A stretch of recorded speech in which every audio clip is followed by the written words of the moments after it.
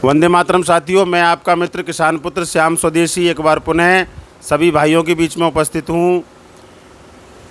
हमारे पूर्वजों ने एक बात कही है, पहला सुख निरोगी काया।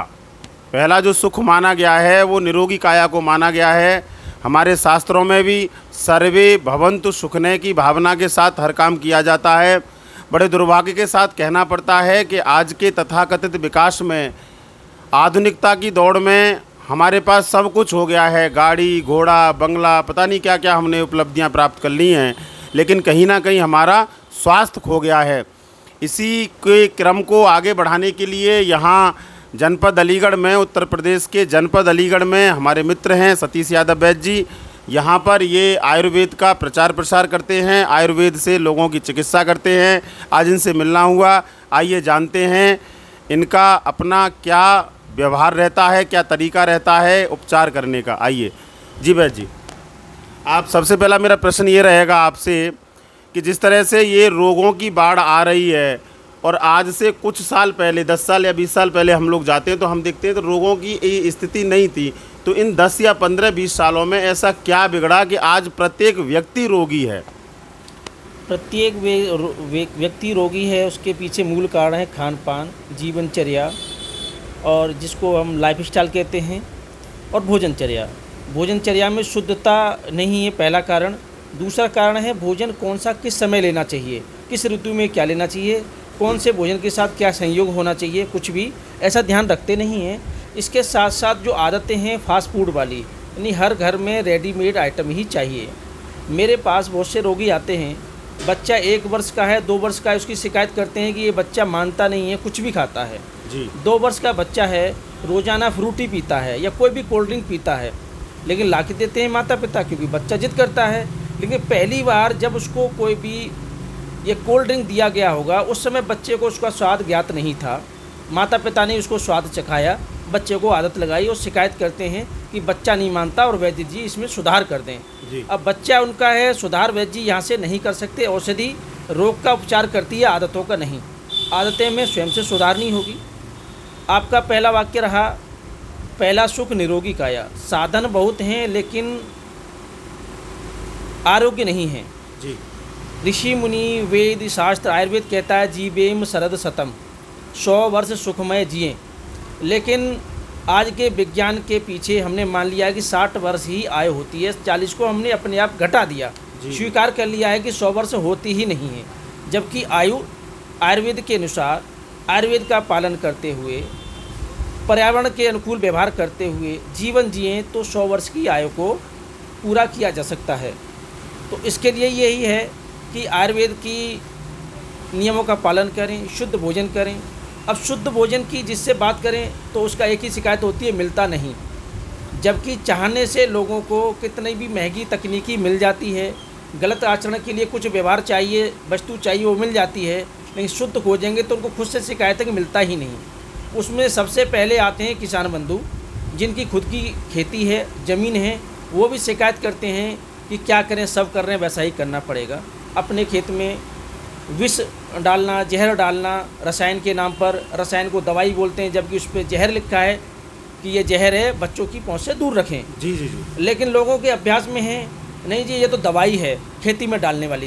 कीड़े मारने की कोई दवा नहीं होती, कीड़े मारने के लिए जहर होता है। तो उस जहर का अधिकाधिक प्रयोग हो रहा है जी, रसायन का प्रयोग हो रहा है। खुद की खेती में खुद के लिए कोई भी शुद्ध अन्न, गौ आधारित कृषि, गोबर या जैविक पद्धति से नहीं उपजा रहे हैं और शिकायत की सबसे है जी।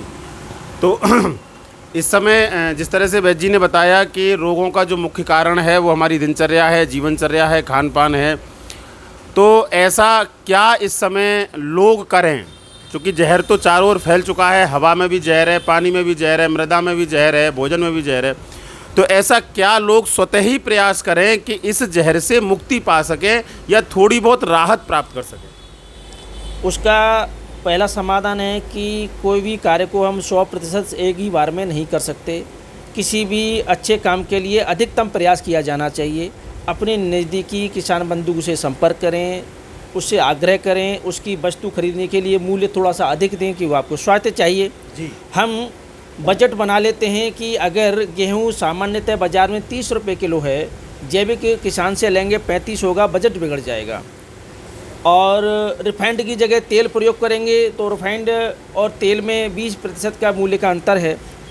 नमक में 20 रुपये किलो का अंतर है, सेंधा नमक और सोडियम साल्ट में। तो जैविक आहार पे खर्च करेंगे तो 2000 रुपये अधिकतम मासिक खर्च एक रसोई का बढ़ सकता है। जी। लेकिन औषधियों में हम साल का 1 लाख रुपए से अधिक बचा सकते हैं। कोई भी परिवार होगा जो किसी भी कारण से मेडिकल इमरजेंसी में लाखों रुपए किसी भी ऑपरेशन में खर्च कर देता है, सर्जरी में खर्च कर देता है, चिकित्सकों के यहाँ जाने में, जांचें कराने में खर्च कर देता है, लेकिन 2000 रुपये मासिक अधिक खर्च करने में उसको कई बार सोचना होता है। जी। तो जो भी सामान्य आय का स्रोत है वो मेडिकल खर्चे उसको सब बिगाड़ देते हैं। आरोग्य के साथ व्यक्ति कर्जे में भी डूब जाता है। तो पहला प्रयास यही है कि किसानों के संपर्क में हैं जो जैविक खेती कर रहे हैं, उनसे आग्रह करें, जैविक खाद्य वस्तुओं को खरीदने की प्राथमिकता दें, तो आरोग्य से बच सकते हैं। आयुर्वेद का पालन करें। अच्छा, ऐसे कौन कौन से मुख्यतः रोग हैं जिनका आप यहाँ अलीगढ़ में उपचार करते हैं? गंभीर रोगों में हमारे एक्सपर्ट हैं जिनकी सलाह से चिकित्सा दी जाती है, या वो भी देते हैं। सामान्यतः पाचन दोष और किडनी के जो पथरी है, पित्त की पथरी है, इनकी औषधियाँ उपलब्ध रहती हैं और चिकित्सकों की सलाह से उन औषधियों को देते हैं।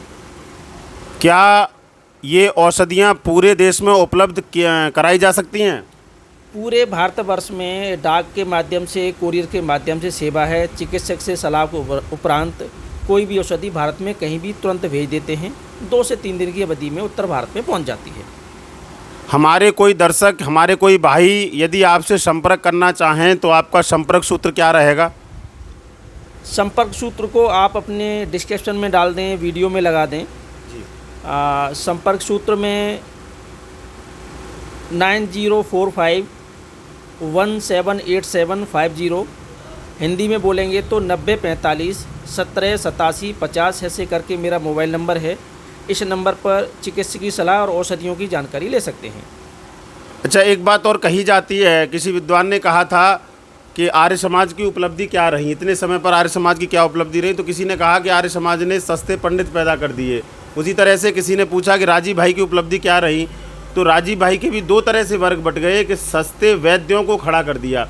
इन लोगों ने क्या किया है, देश से काफ़ी सूचनाएं आती है, किसी को पैसा दे दिया, उनकी दवा नहीं पहुंची, या पैसा ले लिया, पता ही नहीं चला कहाँ है, नंबर ब्लॉक कर दिया। तो इस तरह की घटनाएं काफ़ी आती हैं। तो क्या हमारे भाई इस बात से संतुष्ट हो सकते हैं कि इस तरह की परेशानी हमारे यहाँ नहीं आएगी? राजीव भाई ने बहुत कुछ किया है, लेकिन राजीव भाई का नाम लोगों ने कैश किया, उससे नकदी उगाई। ऐसे करने वालों की संख्या 70 से 80% है। 20% लोग हैं वो आज भी पूरी निष्ठा के साथ में, ईमानदारी के साथ में अपनी सेवाएं दे रहे हैं। राजीव भाई की उपलब्धि है कि लोग जो कभी गुड़ को छूते नहीं थे वो नित्य गुड़ ही खाते हैं। मिट्टी के बर्तन रसोई में पहुंच चुके हैं, एल्युमिनियम के बर्तनों को विदा कर दिया है। रिफाइंड को लोग खाना भूल गए हैं, उनको उसमें स्वास्थ्य के प्रति जो कमी है वो नज़र आने लगी है। तो राजीव भाई की काफ़ी उपलब्धियाँ हैं, जिसमें गौ आधारित कृषि, घर घर मिट्टी के बर्तन, गुड़ का प्रयोग, सेंधा नमक का प्रयोग और भी बहुत सारे प्रयोग हैं जो राजीव भाई ने शुरू किए। इसके साथ साथ बहुत सारे लोग जो राजीव भाई को अपना आदर्श मान करके स्वरोजगार जिन्होंने शुरू किया, वो गोबर, गौमूत्र आदि से जो उत्पाद बना रहे हैं और भारतभर में दे रहे हैं, अच्छी सेवाएं भी दे रहे हैं, प्रशिक्षण भी दे रहे हैं। कमियां वाले लोग हैं, उनकी कमियां साल 6 महीने उजागर हो जाती है, एक नंबर बदलते हैं, दूसरा चालू करते हैं, उसे बंद करते हैं, वो चलता रहेगा। जी। वो हर वर्ग में है, चिकित्सा वर्ग में है, राजनीति में है, प्रशासनिक में गंदे लोग हैं, वो अपना काम करते रहेंगे। हमें सावधानी से काम करना चाहिए। हर चीज़ का प्रमाण रखें, पैसे लेने का, पैसे देने का। अनावश्यक रूप से भावना में आकर के किसी को भी पैसा अचानक से देना कि मुझे कोई संकट है, तो जिसको संकट है पहले नज़दीकी व्यवहार कर ले। अब नज़दीकी व्यवहार नहीं हो रहा है तो वो आदमी दूर भागता है, तो इसलिए नज़दीकी व्यवहार खराब है। तो अपने यहाँ से कोई भी औषधि भेजते हैं तो जो लोग किसी पर्चे के माध्यम से, तो उनसे मूल्य हम बाद में भी ले लेते हैं। अधिकतर में रहता है कि जो नए परिचित हैं पैसे भेजें, प्रमाण भेजें, हम वो भेज देते हैं। कोई शंका है तो सोशल मीडिया के माध्यम से उसको सॉल्व भी करते हैं। मेरा वैद्य जी से निवेदन रहेगा कि अलीगढ़ का जो आपका पता है कृपया हमारे भाइयों को बताएं, तो भाई हो सकता है कि लोकल के जो भाई हैं यहाँ पर आकर संपर्क करें। अलीगढ़ में मेरा पता अलीगढ़ नगर का मुख्य बस अड्डा गांधी पार्क बस अड्डा से औरंगाबाद के नज़दीक सुरेंद्र नगर। यहाँ से बस अड्डा और रेलवे स्टेशन 2 किलोमीटर की दूरी पर हैं। और मेरा पता है केशव वाटिका मार्ग, पानी की टंकी के पास, सुरेंद्र नगर। साथियों, समय की आवश्यकता है। आज उल्लूपैथी ने पूरी तरह से इस भारत को अपने दुष्चक्र में फंसा लिया है। हमारी जो आने वाली पीढ़ियां हैं, हम तो भी 60 या 65 पकड़ रहे हैं। मुझे नहीं लगता है कि यही स्थिति चलती रही तो हमारी जो आने वाली पीढ़ियां हैं वो 60 और 65 भी पकड़ पाएंगी। मैं सभी भाइयों से निवेदन करता हूं कि अपने जीवन में अधिक से अधिक प्रयास करें कि आप भाई राजीव दीक्षित जी के व्याख्यान यूट्यूब पर सुनें, आयुर्वेद पद्धति का प्रयोग करें अपने जीवन में। सतीश यादव वैद्य जी जैसे अनेक वैद्य इस समय भारतवर्ष में रहे हैं, उनसे संपर्क करें, उनसे बातचीत करें, अपने रोग बताएं, निवारण प्राप्त करें। मेरी वीडियो यदि आपको लगता है कि इसमें ऐसी जानकारियां हैं कि जो समाज के पास जानी चाहिए, समाज हित के लिए हैं, तो मेरी वीडियो को लगातार शेयर करें, लाइक करें, कमेंट करें और चैनल को सब्सक्राइब करें। भाई राजीव दीक्षित अमर रहें। भारत माता की जय, गौ माता की जय।